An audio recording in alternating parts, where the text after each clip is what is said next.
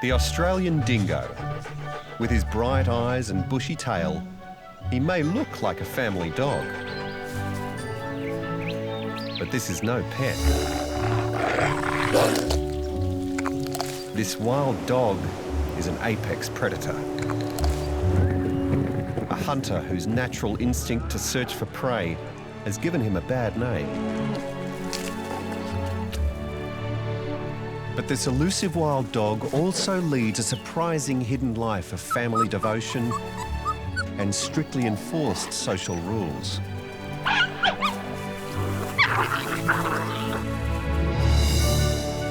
The dingo roams across Australia, a vast island continent, home to some of the planet's most unusual and fascinating animals. These are the secrets of the dingo.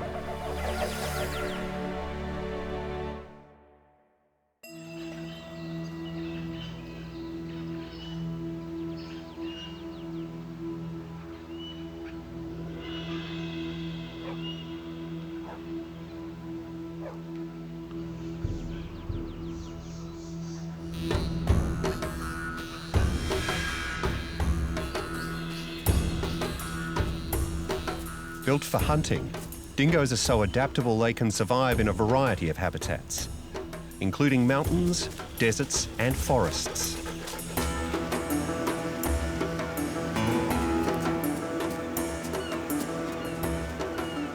From the sandy beaches of Fraser Island in northern Queensland to grasslands near Melbourne in South Australia and the woods of New South Wales. This is the story of 3 dingo families who've established their homes in very different habitats. They're closely monitored and given names by dingo conservationists.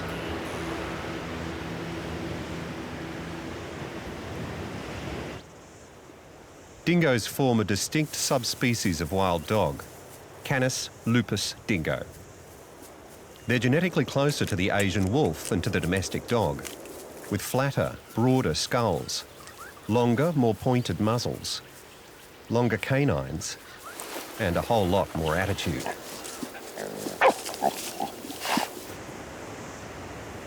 Canis dingo is thought to have come to Australia with Asian seafarers between 3,500 and 5,000 years ago, or even earlier, sharing the land with Aboriginal tribes long before European settlers arrived.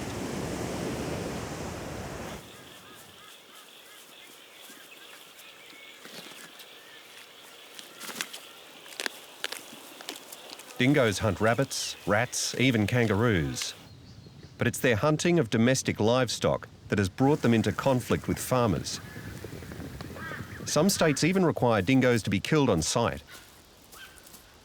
Dingo numbers are in rapid decline, and the purebred dingo is now considered a vulnerable species.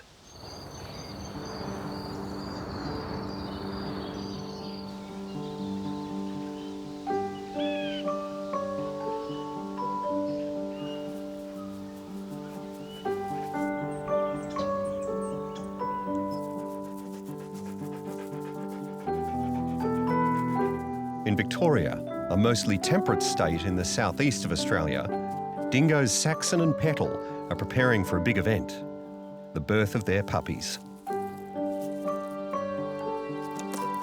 When it comes to breeding, dingoes are different to domestic dogs. They're pair bonded, with Dad Saxon heavily involved in the arrival of his young. Saxon needs to find somewhere that will serve as a birthing den and cosy home for his mate and new puppies. He checks out a likely-looking hollow log. Dingoes will often reuse the homes of other animals, like rabbits or wombats.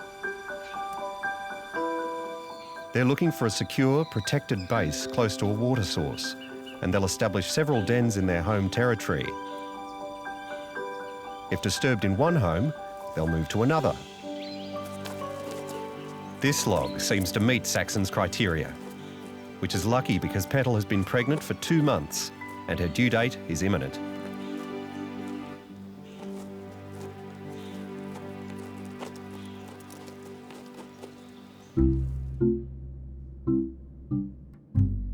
Petal instinctively knows when the pups are due and goes into labour.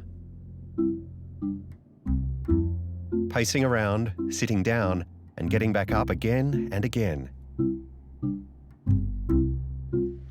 It's a sure sign it's nearly time for her puppies to make their big entrance. She's a placental mammal, so she gives birth to well-developed live young, and the normal litter size can range between 1 and 10 puppies, although 4 or 5 is more typical.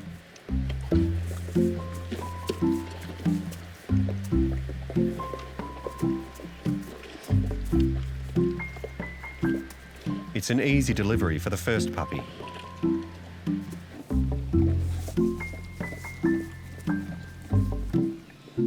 Petal cleans the placental sac from the newborn.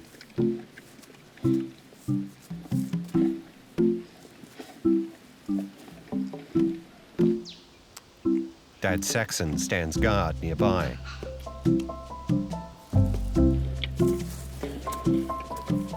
"20 minutes later, puppy number 2 is also welcomed into the world.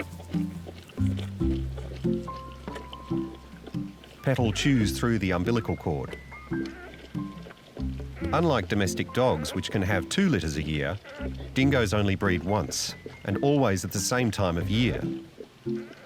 Females become pregnant after the Australian fall equinox in March. This timing ensures that after weaning through the winter, the puppies will have plenty of prey available in the spring when they're ready to start hunting for themselves. Right now, Petal's puppies are tiny, weighing just a few ounces. They're blind and helpless and won't open their eyes for a couple of weeks. With just one chance to breed a year, it's important that Petal makes sure all her puppies survive. Saxon will have to wait until Petal's finished giving birth to find out how many puppies he's having.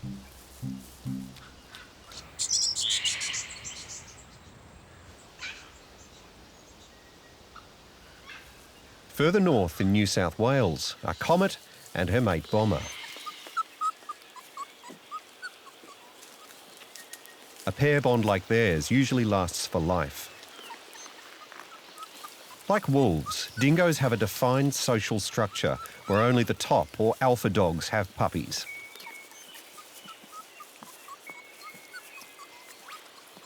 They also can live in packs like wolves, with up to 10 members, including mature adults of both sexes, extended family members, as well as last year's offspring.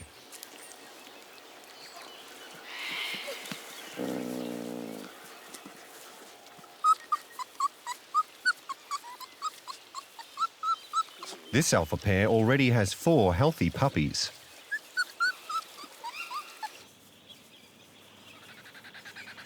Last year's offspring, Tom and Harold, are still living with their parents, Comet and Bomber. They'll probably leave the family next year to live alone or join another pack. But for now, they're still learning from their parents.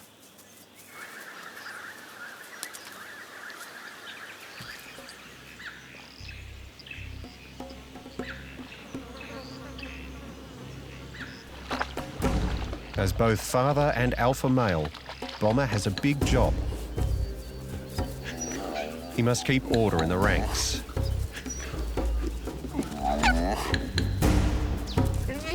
Teach his puppies everything they need to survive. And protect his family from any other dingoes that want to take over his territory.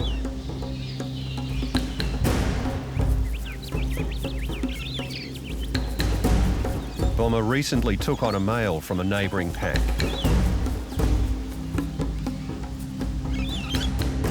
He won the fight, but received this wound to his face. It's a small price to pay. If the invader had beaten Bomber, he would have killed all of Bomber's puppies so he could mate with Comet and repopulate the pack with his offspring.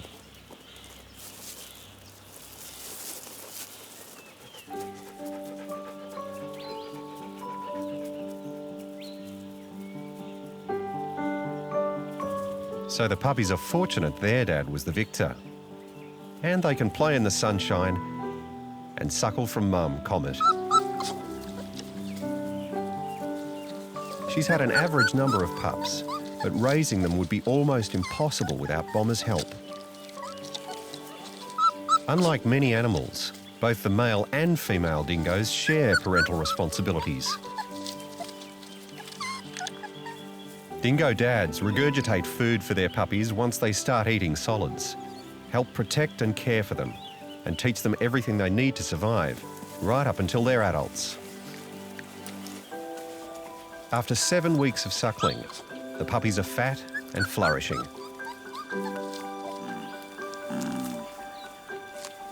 The first 4 weeks of their lives, they were suckling every few hours, but now they're starting to move towards weaning.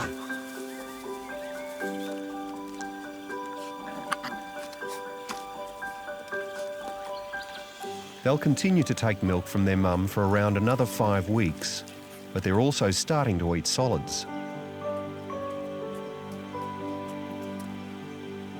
Soon, their parents will teach them how to find small food items like caterpillars and beetles, which will make them less reliant on mum and dad and be handy skills for when food is scarce in the winter.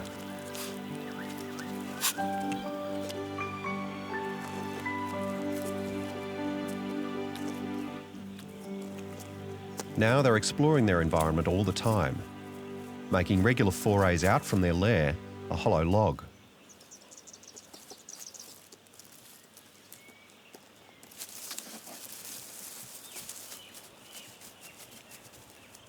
Their older brother Harold greets their mum, Comet. And the puppies want to say hello too. But it seems that this makes Harold uneasy.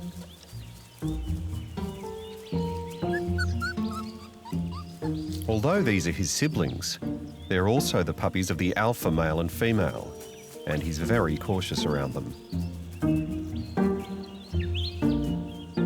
Harming them, even accidentally, could mean repercussions.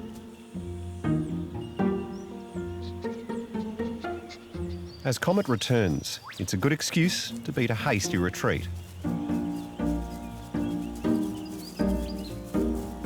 And for the puppies to return to suckling.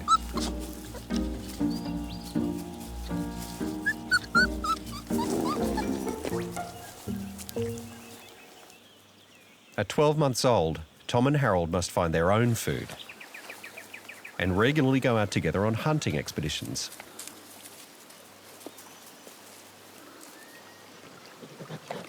But they often end up down by the river, just relaxing and doing a bit of grooming. At a year old, they have all the right equipment for hunting. Sight, smell and hearing are all working at optimal levels and outstrip many of their prey animals' senses. They're already proficient in catching small prey like rabbits, bush rats and mice. But without experience, they don't have the confidence or skill level yet to bring down anything larger, like a wallaby or kangaroo. What they're working on at the moment is a very useful dingo trick: becoming invisible. Tom and Harold have the prevalent gingery tan dingo colouring, although some dingoes can be black, light cream or even black and tan. The classic tan coat has many advantages in the Australian landscape. Against the dry grasses of the pasture land, just lying down makes them very hard to see.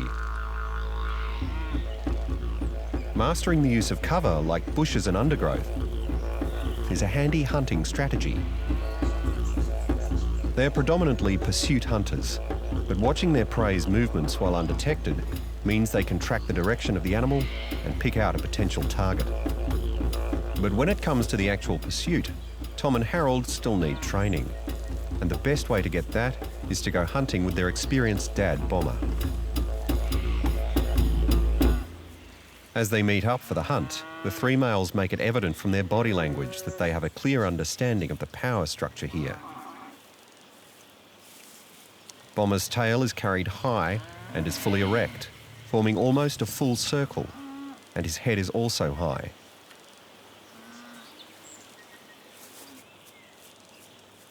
Tom and Harold hold their tails and heads lower to show subordination to their dad and pack leader.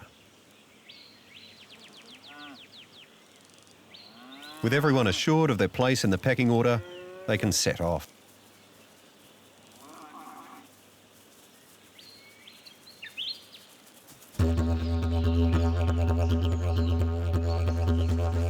Bomber sizes up the landscape and sniffs the wind.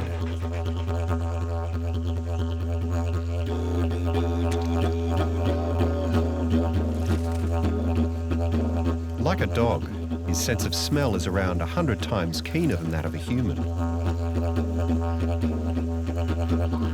His ears can rotate individually to pinpoint the exact position of his prey. He has 180-degree vision and can see movement up to 1 kilometre away. And to take down a bigger kill, dingoes work together.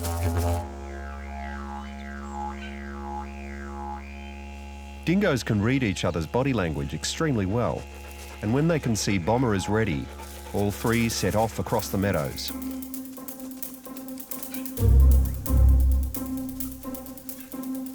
Today, they're targeting birds, a dingo's staple, especially the slower-moving, bigger birds like geese.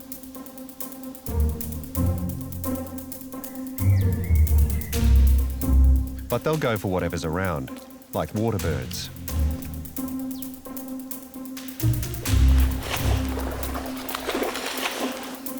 The coots on the water are too hard to reach.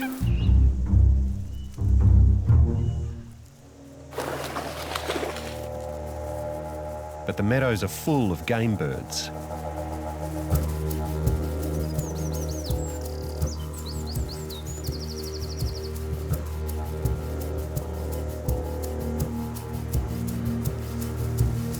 The chase is on.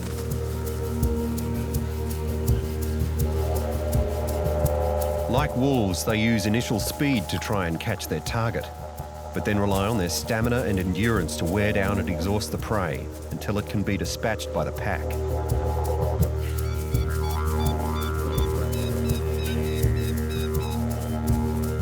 As pursuit specialists, they can reach speeds of 48 kilometres an hour, but this time it's no match for a pair of wings.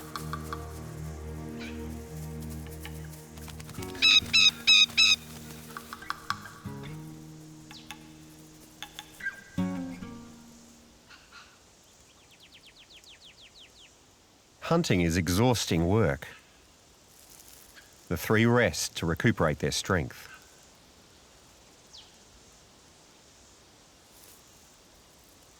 Dingoes are opportunistic feeders, and as well as actively hunting food, they will eat whatever they can find, such as carrion, insects, lizards, even fruit.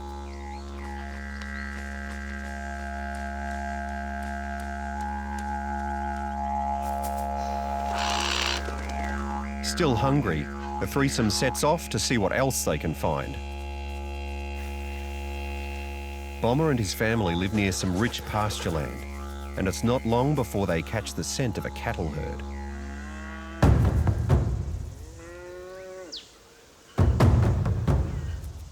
As the top Australian predators, dingoes in large packs are a threat to sheep and young cattle.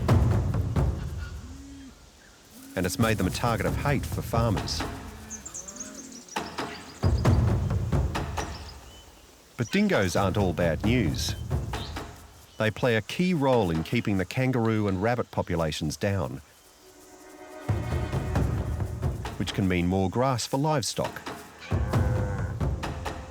And they prey on introduced feral animals like foxes, which can improve the survival of native species, including small marsupials.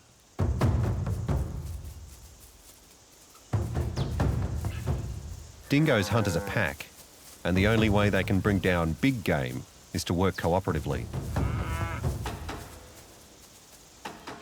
Bomber sends son Tom in from one angle, while he and Harold flank.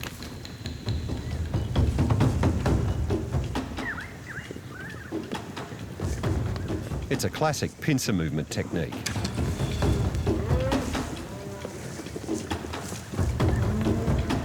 But prey selection is a key part of a successful hunt.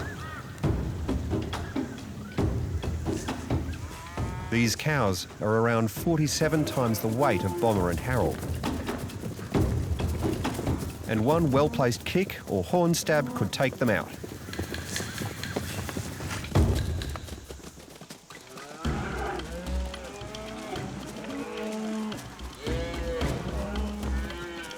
The dingoes look for the old, the weak, or the young.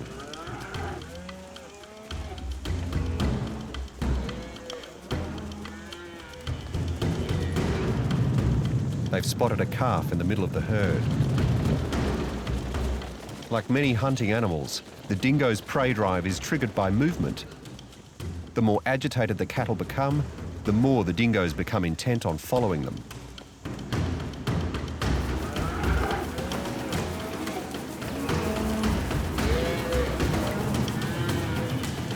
But they soon realise that 3 dingoes is nowhere near enough to bring down even a calf.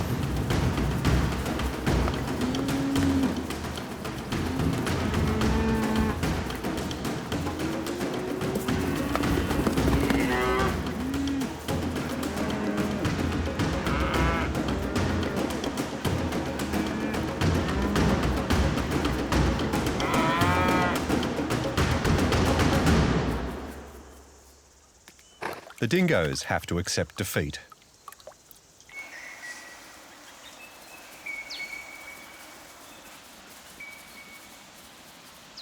It's been an unsuccessful hunt, and Bomber is clearly upset about something. Harold has apparently stepped out of line.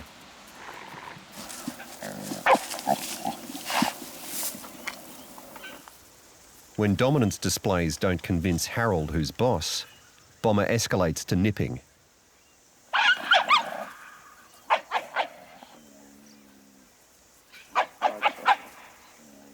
Harold's body language plainly states, "I submit." His lips are curled right back, exposing the long canines that differentiate him from the domestic dog. And his tail is right down between his legs.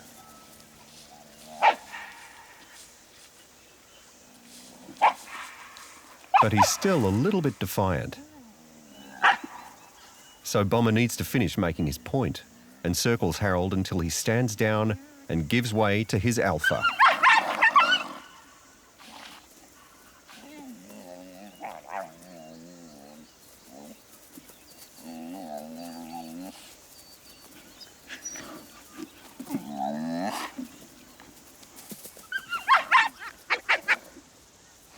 It's important for the cohesion of the group that Bomber's command is emphasised.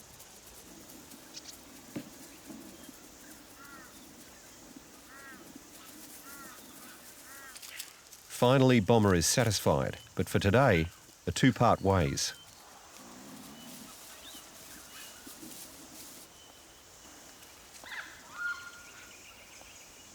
Harold is left alone in the meadow.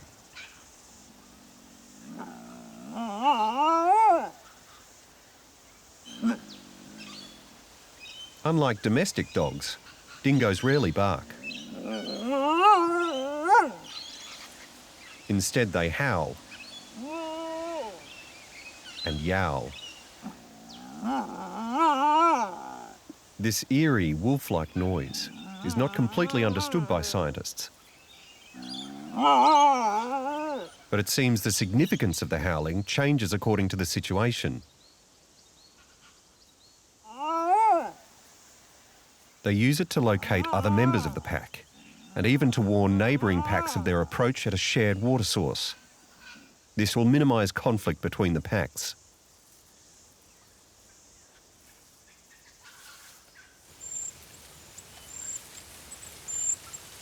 Unencumbered by his sons, Bomber sets out on one of his most important jobs as alpha male: territory marking.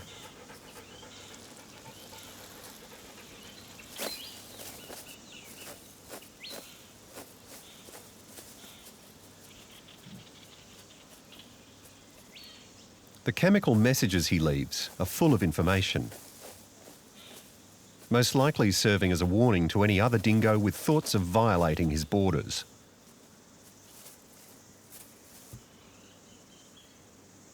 This is my territory. and I'm actively patrolling it. Stay out.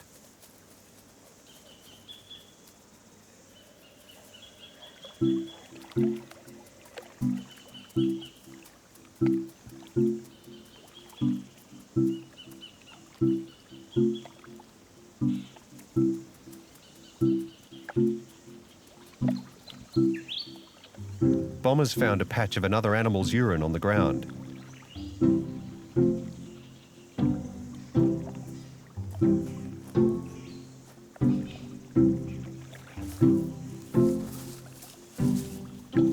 This rolling may be to disguise his own smell while hunting, or perhaps to advertise where he's been to the rest of the pack.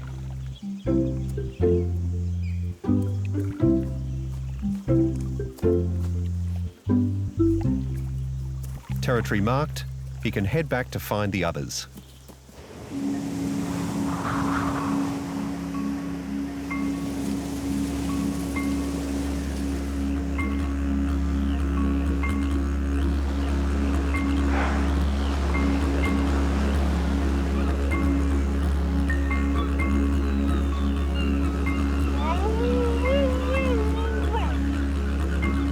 On Fraser Island, Luke and Ivy are out scavenging. Lying just off the east coast of Australia, Fraser is the world's largest sand island. Over 1,600 square kilometres of isolated, pristine habitat. Its lakes and woods offer ideal homes to a colony of around 120 dingoes.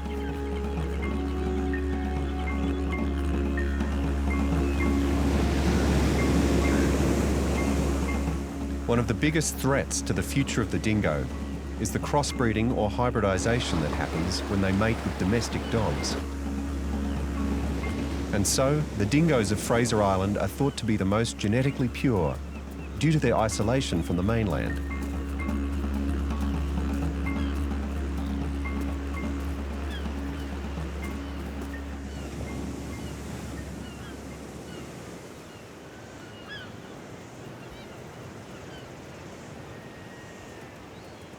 Luke and Ivy are among the many dingoes who are tagged as part of a monitoring scheme. They live right next to the beach. It's a popular spot for fishermen, who often fillet their catch on the beach and bury the guts in the sand. Luke and Ivy mostly spend their time beachcombing for these hidden caches of fish entrails.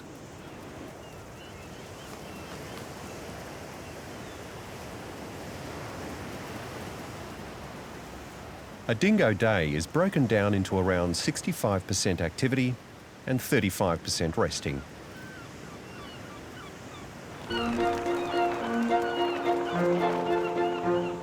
So while Luke takes a snooze, Ivy goes out scavenging.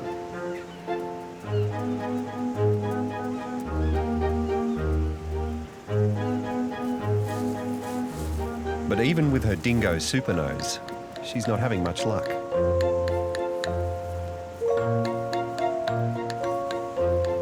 In ideal conditions, she should eat around 7% of her body weight, about 1 kilo of food every day.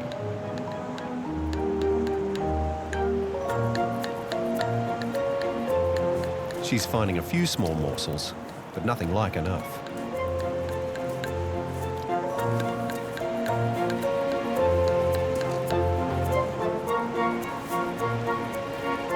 For now, she retires back to the tree line, away from the scalding heat of the beach. Her colouring soon makes her invisible as she merges into the undergrowth.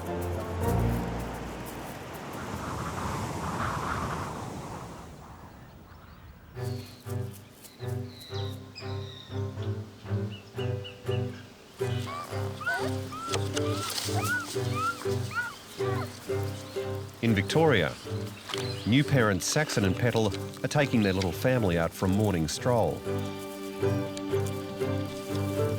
Petal had 4 puppies, and all of them are strong and vigorous. Now 6 weeks old, the pups need to get used to travelling the terrain as well as familiarising themselves with the sights and smells of the great outdoors.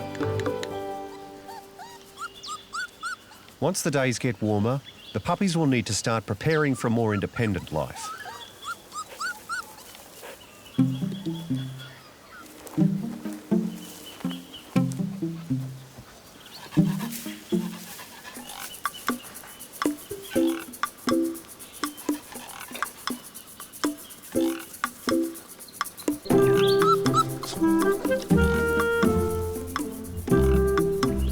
As apex predators, full-grown dingoes don't face many threats from other animals.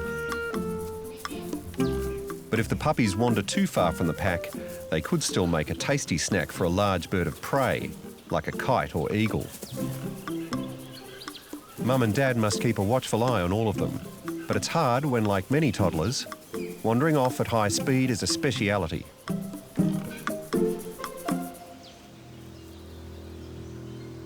One of the female puppies gets separated from the others. Overhead, a wedge-tailed eagle circles. It's easily powerful enough to make short work of a puppy.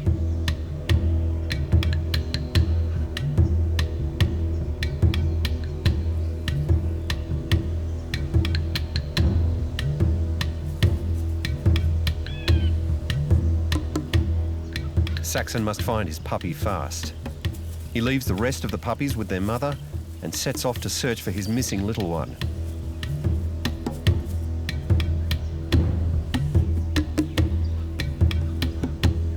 He scans the horizon. His nose is working overtime. But the little puppy is still oblivious to the danger she's in and is now quite far from the rest of the family.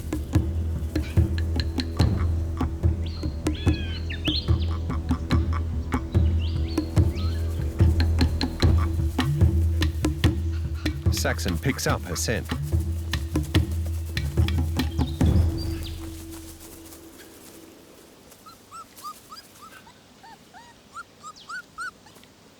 He finds her.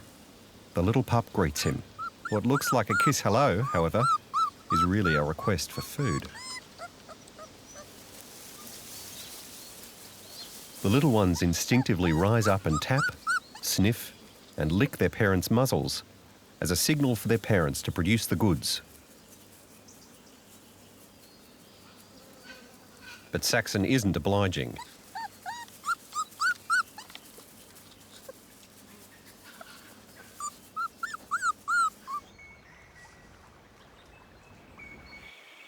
Back in northern New South Wales, Mum Comet is at the family's base camp or lair, watching over her puppy's afternoon nap.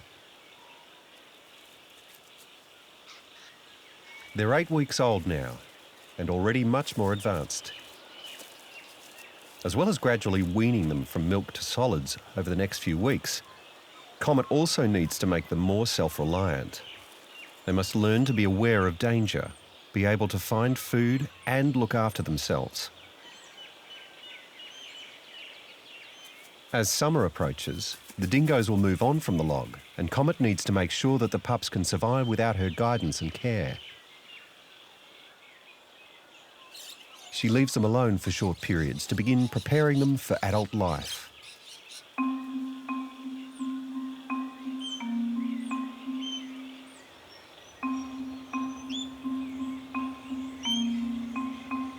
As soon as the puppies wake up, they realise that neither Mum nor Dad are anywhere to be seen.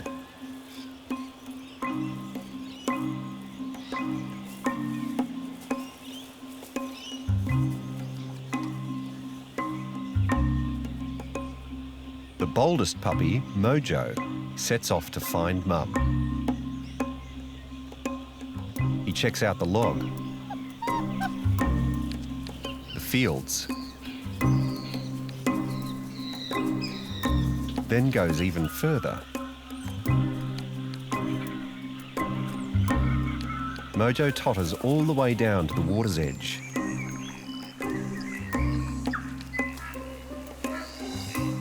The puddle of mud is a brief but welcome distraction.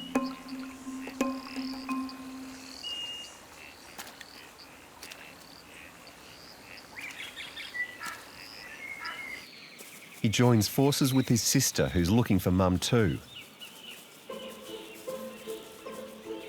But the only adult they can find is big brother Harold.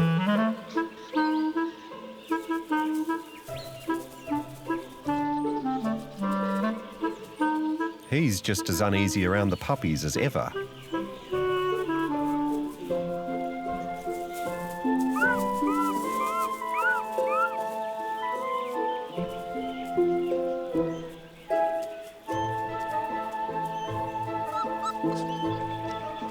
At just over a year old, Harold isn't long out of puppyhood himself.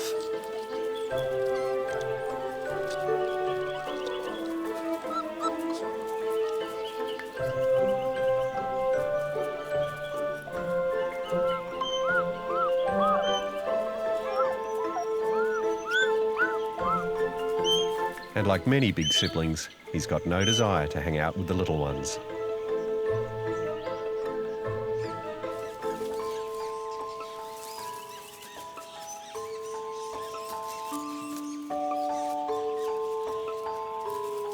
Finally, Comet returns with some food she's found.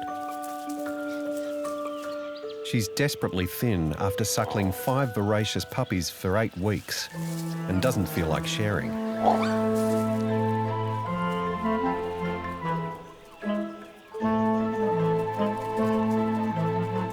But she needs much more than she's found. She's not been able to hunt properly for almost 2 months. It's been Bomber's job to feed her. And today, he's doing his job diligently. It's not unusual to come across dead animals or carrion in the Australian bush, and Bomber's found a real prize.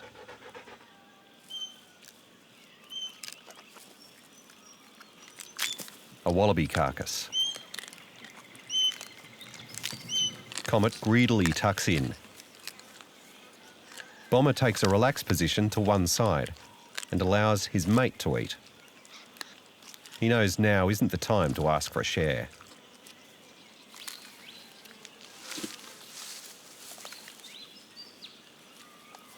Wallaby is a common prey item for dingoes, and hungry Comet wants to keep this juicy dinner all to herself. Comet's able to slice through the wallaby's bone, sinew and toughest gristle with the greatest of ease. Her teeth are similar to that of a dog, although her canines are longer. At the back of her jaw, powerful carnassial teeth easily shear through flesh and bone.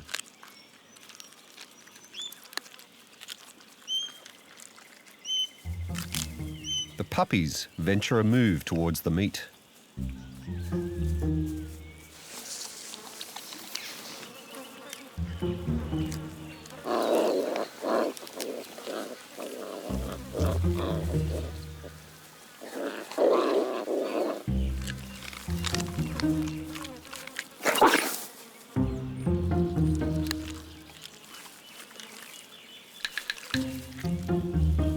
The 2 bravest puppies make another try for the carcass. Now Comet's got some down, she's prepared to tolerate them. Even at this young age, the puppies are finding out which of them is the more dominant.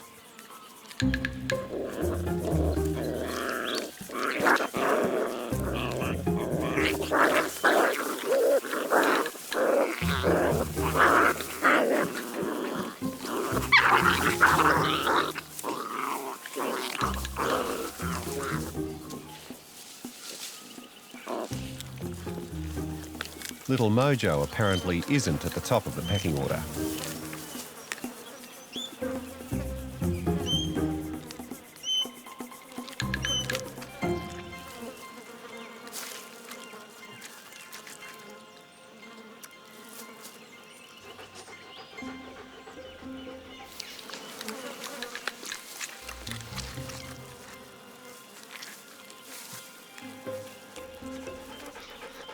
Bomber decides he's been patient enough.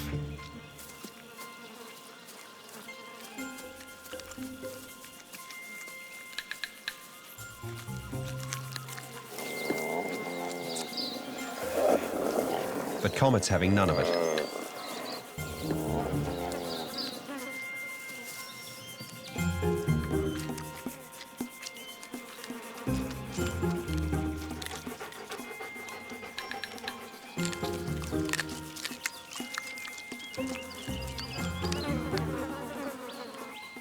Bomber is forced to settle for a piece that she's discarded.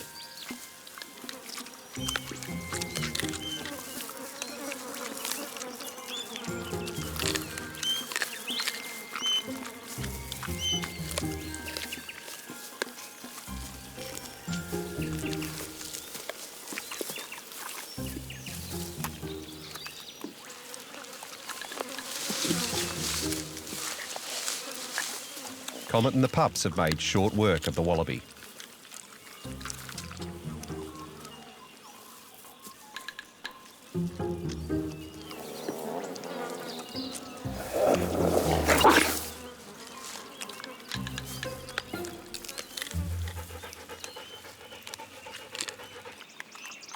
They wash down their meal with a drink. Dingoes can go days without drinking. But when they have access to water, they like to drink between half a litre and a litre a day, depending on how hot it is. Time to settle down for a nap.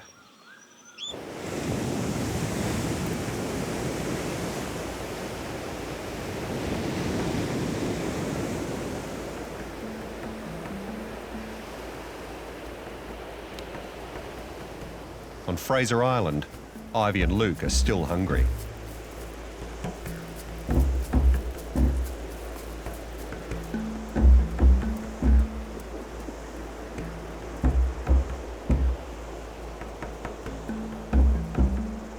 Ivy has spent hours crisscrossing the beach looking for fishermen's cast-offs with very little to show for it.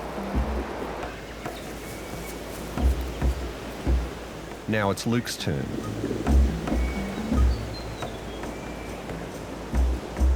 He starts by looking for some crabs. The crustaceans bury themselves in holes in the sand.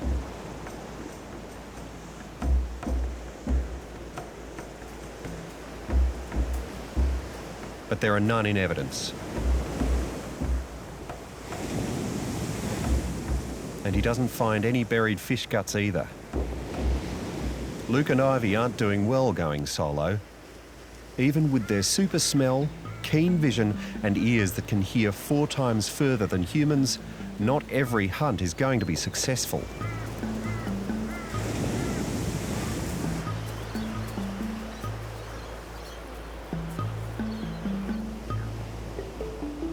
But once they team up, and after an hour of searching together, they unearth a large stash of discarded fish.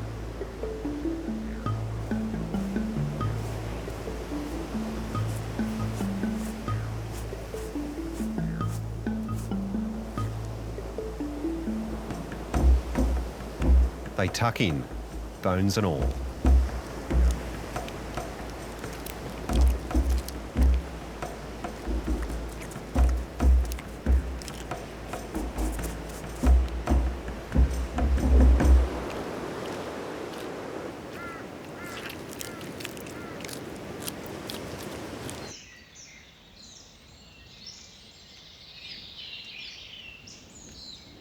Back in northern New South Wales, Bomber's off hunting again.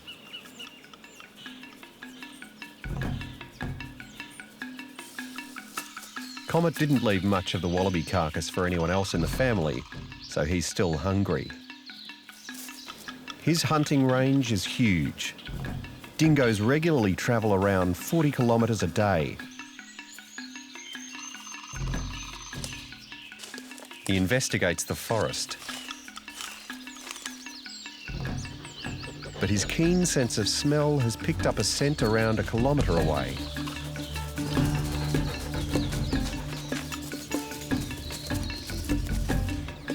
He follows the trail.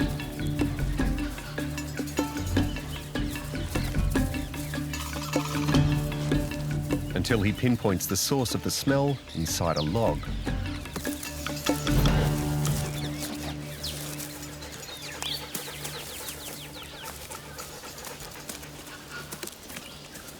but it's proving difficult to get to.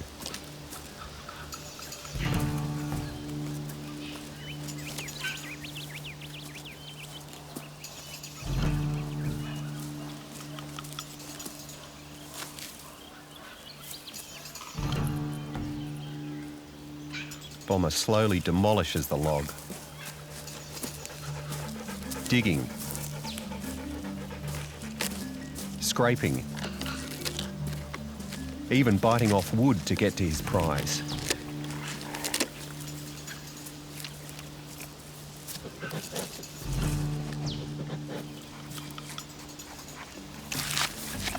A dead rabbit.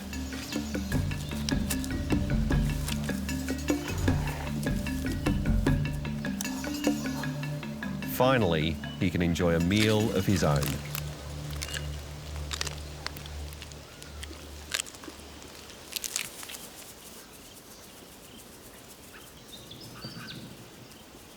It's a just reward for such a diligent dad, who, belly full, returns to his mate and puppies. Whether they're scavenging for food like Luke and Ivy, or raising the next generation of puppies like Saxon and Petal, or teaching youngsters to hunt like Comet and Bomber, Australia's dingoes are fascinating canids. Their defined social structure, extraordinary communication skills, and remarkable devotion to their families reveals that dingoes are far more than ruthless predators, and that they lead rich and complex lives.